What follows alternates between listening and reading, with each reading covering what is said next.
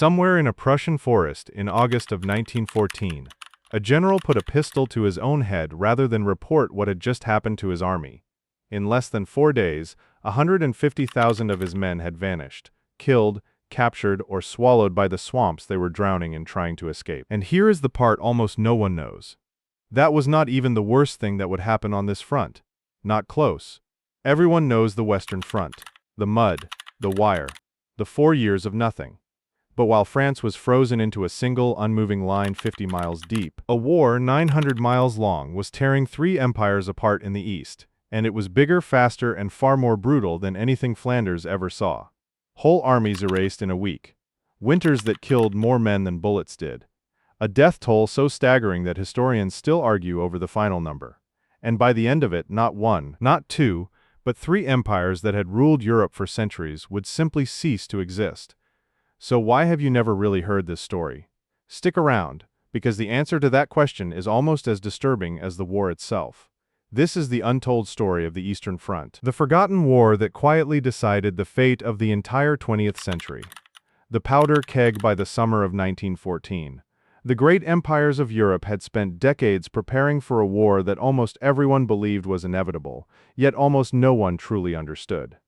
In the east, 3 empires stood facing one another across a patchwork of borders drawn more by dynastic marriage than by any natural line. The Russian Empire, vast and slow, commanded the largest standing army on the continent, but its industry lagged a generation behind its rivals, and its rail network was too thin to move that army quickly to where it was needed.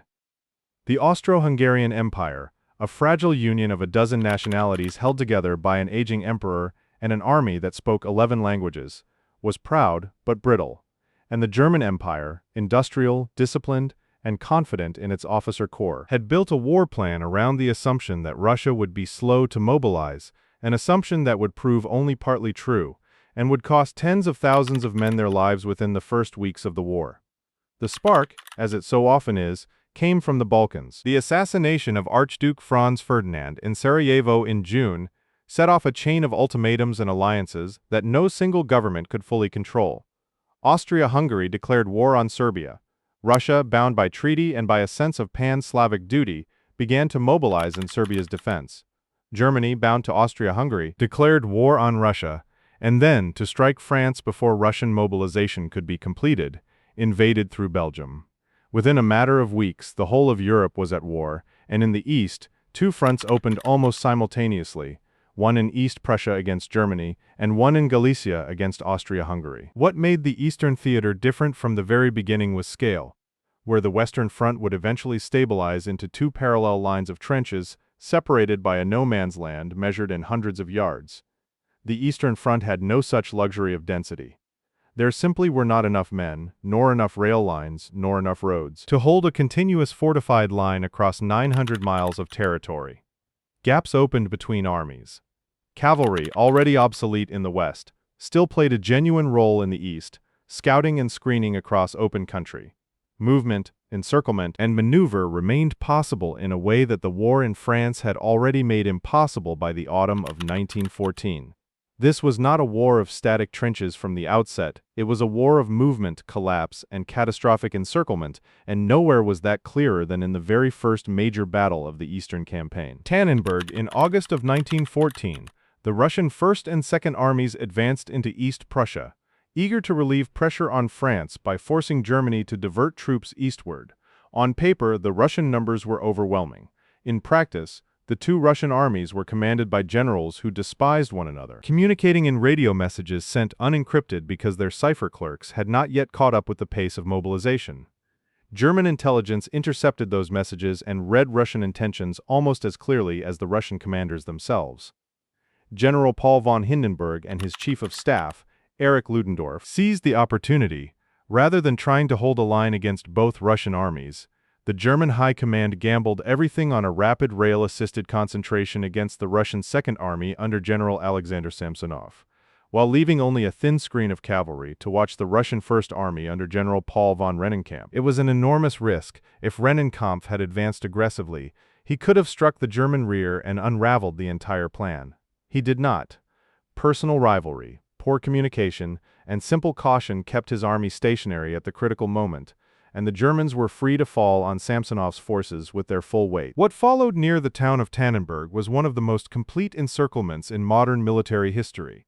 German forces enveloped both flanks of the Russian Second Army, trapping roughly 150,000 men in a pocket of forest and marshland with no way out. Russian soldiers, cut off from supply and command, wandered in the woods for days, some drowning in the swamps as they tried to escape, others surrendering in mass formations to German units a fraction of their size. By the time the battle ended, the Russian Second Army had effectively ceased to exist as a fighting force, nearly the entire army killed, wounded, or captured. General Samsonov, overwhelmed by the scale of the disaster and unwilling to report it to the Tsar in person, is widely believed to have taken his own life in the forest rather than face the consequences of the defeat. Tannenberg became a legend almost immediately, mythologized in Germany as a symbolic revenge for a medieval defeat centuries earlier, and it launched Hindenburg and Ludendorff toward the summit of German military and, eventually, political power. But its true significance was more brutal and more simple. It proved that on the Eastern Front, entire armies could be destroyed in a matter of days, not through slow attrition in the mud, but through maneuver, encirclement, and the total collapse of command. It set the pattern for 4 years of warfare that would follow: vast movements, catastrophic encirclements, and casualty figures that dwarfed anything seen in the West. The Austrian collapse and the Brusilov offensive while Germany triumphed in East Prussia. Austria-Hungary's war against Russia in Galicia unfolded as an almost unbroken catalogue of disaster. The Austro-Hungarian army, despite months of pre-war planning, proved poorly led, poorly supplied, and crippled by internal divisions between its many nationalities. Hungarian, Czech, Polish, Croatian, and Austrian German units did not always trust one another, and some units surrendered en masse rather than fight for an empire many of their soldiers felt little loyalty to. By the end of 1914, Austria-Hungary had lost the fortress city of Przemysl, along with over 100,000 men, and its army would never fully recover its pre-war strength or confidence. From this point forward, Germany would be forced to prop up its weaker ally on nearly every front, a burden that would strain German resources for the rest of the war. The war swung back and forth across Galicia and Poland for the next 2 years, marked by huge offensives, huge retreats, and casualty counts that ran into the hundreds of thousands on both sides, largely unnoticed by a Western press fixated on Verdun and the Somme. Then, in the summer of 1916, Russia launched what would become the single most successful Allied offensive of the entire war, an operation that, even now, remains startlingly unfamiliar to most people outside military history circles. General Alexei Brusilov proposed something almost no commander on any front had attempted before. Rather than concentrating an enormous force at one narrow point, as was standard practice, he would attack along a broad front of nearly 200 miles simultaneously, using shallow camouflage trenches dug close to the Austrian lines and short, precise artillery bombardments instead of the long preparatory barrages that typically warned the enemy an attack was coming. The Austro-Hungarian defenders, spread thin and demoralized after 2 years of war, were overwhelmed in multiple sectors at once, unable to tell where the real breakthrough was happening until it was too late to respond. In a matter of weeks, Brusilov's armies advanced dozens of miles, captured hundreds of thousands of prisoners, and came close to knocking Austria-Hungary out of the war entirely. The human cost was staggering on both sides. Estimates place total casualties from the Brusilov offensive at well over 1 million men killed, wounded, captured, or missing, making it one of the deadliest single operations of the entire First World War, on any front, in any theater. Germany was forced to rush reinforcements east to stabilize the Austrian collapse, weakening its own offensive at Verdun and, indirectly, shaping the course of the war in the West as well. Yet despite its scale and its success, the Brusilov offensive ultimately could not be sustained. Russian supply lines, already strained, collapsed under the weight of the advance, reinforcements failed to arrive in time, and German counterattacks slowly pushed the front back toward its starting position.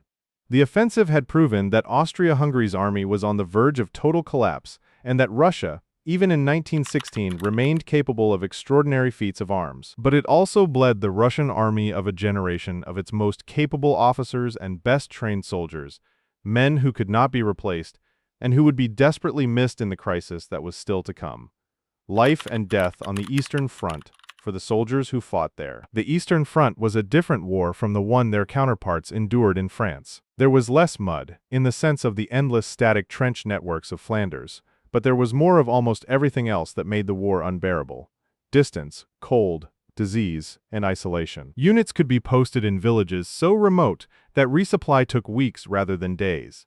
Winters on the Eastern Front were brutal beyond anything experienced in Western Europe, with temperatures plunging far below freezing and soldiers on both sides suffering frostbite casualties that sometimes rivaled the number of men lost to enemy fire.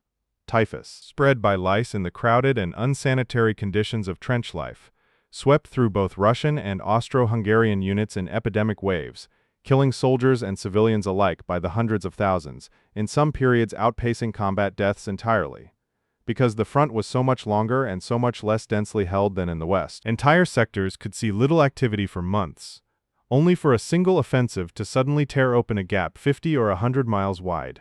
This unpredictability bred a particular kind of dread among the men stationed there, the knowledge that quiet could end in an instant, and that when it did, there might be no continuous line of trenches to retreat to, only open country and the chance of being cut off entirely, as Samsonov's army had been at Tannenberg. Prisoners were taken in numbers almost unimaginable by Western Front standards. Austria-Hungary alone would lose well over 1 million men into Russian captivity over the course of the war, while Russia would eventually see millions of its own soldiers taken prisoner by the Central Powers, especially after the catastrophic retreats of 1915. Conditions in prisoner-of-war camps on both sides were often lethal, with disease, malnutrition, and neglect killing captured soldiers by the tens of thousands. A horror that rarely makes it into popular memory of the war at all. The Eastern Front was also, in ways the Western Front largely was not, a war fought through and against civilian populations. As Russian forces retreated in 1915, Tsarist commanders adopted a scorched earth policy, burning crops, destroying bridges, and forcibly displacing hundreds of thousands, eventually millions, of civilians ahead of the advancing German and Austro-Hungarian armies. This refugee crisis, one of the largest in European history to that point, overwhelmed Russia's already fragile infrastructure, choked rail lines needed for military supply, and spread disease and starvation across the empire's western provinces. Jewish communities in particular suffered horrifically during these retreats, frequently accused of disloyalty by Russian military authorities and subjected to forced deportations, violence, and pogroms carried out by retreating troops, a dark and often overlooked chapter of the war's history in the East. The empire that broke first by late 1916, the strain of the war had pushed the Russian Empire to the edge of collapse, not primarily through defeat on the battlefield, but through the slow disintegration of the systems that held the country together. Food shortages spread through Russian cities as the rail network, overloaded by military demands, failed to move grain from the countryside to the capital. Inflation ate away at wages. Casualties, by this point numbering well over 5 million killed, wounded, and captured, had touched nearly every family in the empire. Confidence in the Tsar's government, already fragile before the war, evaporated almost entirely, worsened by rumors of corruption and mismanagement at the highest levels of the court. In February of 1917, strikes and bread riots in Petrograd spiraled into a full revolution within days, as troops sent to suppress the protests instead joined them. Tsar Nicholas II abdicated within a week, ending 300 years of Romanov rule.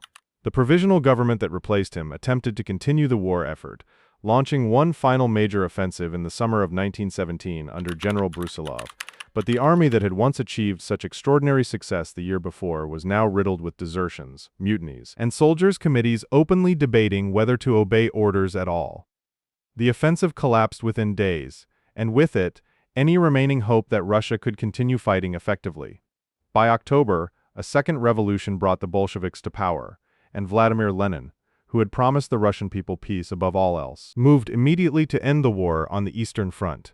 Negotiations with Germany and Austria-Hungary at Brest-Litovsk dragged on through a bitter winter, punctuated by a final German offensive that met almost no resistance at all, advancing hundreds of miles in a matter of days against an army that had effectively dissolved. The treaty signed in March of 1918 was punishing in its terms, stripping Russia of Ukraine, the Baltic states, Poland, Finland, and the Caucasus, nearly a third of its population, a third of its industry, and the vast majority of its coal and iron reserves. It stands as one of the harshest peace settlements of the entire war, harsher in many respects than the terms later imposed on Germany itself at Versailles, though history would remember Brest-Litovsk far less. The war that never ended for Germany, Victory in the east came too late to matter. The divisions freed by Russia's collapse were rushed west for a final gamble against Britain and France in the spring of 1918. An offensive that achieved dramatic early gains but ultimately exhausted the German army beyond recovery, opening the way for the Allied counteroffensives that would end the war by November. For Austria-Hungary, the empire that had suffered so catastrophically in Galicia from the war's very first weeks, the strain proved fatal in a different way. The multinational empire that Vienna had struggled to hold together for centuries finally splintered along ethnic lines in 1918, dissolving into the independent states of Central Europe that exist in altered form to this day. And for Russia, the war did not end with Brest-Litovsk at all. The collapse of imperial authority, the humiliation of the treaty, and the chaos of revolution plunged the former empire into a civil war that would last years longer and kill millions more than the First World War itself had, a conflict fought across the same vast landscapes where Tannenberg and Brusilov's offensive had already claimed so many lives. In a very real sense, the Eastern Front's war never fully stopped in 1918. It simply transformed into a different kind of catastrophe, one that would shape the Soviet Union for the following 7 decades, and, by extension, the history of the entire 20th century. The Eastern Front of the First World War remains even now one of the least remembered chapters of a war, whose Western battles have become cultural shorthand for the horror of industrialized conflict. Yet by almost every measure, territory covered, casualties suffered, empires destroyed, it was the larger, and in many ways the more consequential, theater of the war. 3 empires entered it. None of them survived intact. The Russian, Austro-Hungarian, and German empires that went to war in 1914 across the plains of Poland and the forests of East Prussia had, within 4 years, all ceased to exist in the forms they had known for centuries, replaced by a new and unstable political map whose fault lines, in places, still run beneath the surface of Eastern Europe today. The numbers behind the silence. It is worth pausing on the sheer scale of what occurred across this theater, because the numbers involved are difficult to reconcile with how little the Eastern Front features in popular memory of the First World War. Russia alone suffered somewhere between 1.7 and 2 million military deaths over the course of the war, with total casualties, including wounded, missing, and captured, estimated at well over 9 million men. Austria-Hungary's losses were proportionally even more devastating for a smaller empire, with over 1 million dead and total casualties approaching 7 million across a population base far smaller than Germany's eastern campaigns, though secondary in the popular imagination to the Western Front, still cost the German army hundreds of thousands of dead, along with the diversion of resources and manpower that arguably shortened the war in the West by weakening the final German offensives of 1918. Civilian suffering, though harder to quantify with precision, was almost certainly on a scale exceeding the military casualties themselves, once the refugee crises, epidemics, and famine conditions of 1915 through 1918 are accounted for. Some historians estimate that civilian deaths across the Eastern Front theater, including those caused indirectly by disease and starvation rather than direct violence, may have equaled, or even surpass the military death toll in certain regions. A grim distinction that sets this front apart from the more purely military catastrophe of the trenches in the West. Closing, why then has the Eastern Front faded so completely from the collective memory of the First World War, while Verdun, the Somme, and Passchendaele remain instantly recognizable even a century later? Part of the answer lies simply in who wrote the history. Britain, France, and eventually the United States were the victors who shaped the war's popular narrative in the decades that followed, and their national stories were rooted in the trenches of the West, where their own soldiers had fought and died. Russia, by contrast, exited the war in humiliation and immediately descended into a civil war and a revolution that severed it, culturally and politically, from the rest of Europe for most of the 20th century. The empire that had done more than perhaps any other single power to draw German resources away from the West, whose armies had fought and died by the millions across a front twice the length of the one in France, simply had no one left, in the years that followed, to tell its story to the world. That silence is, in its own way, one of the great untold tragedies of the entire war. An empire of soldiers who bled and froze and starved across 900 miles of forest and steppe, largely written out of the history that their sacrifice helped shape.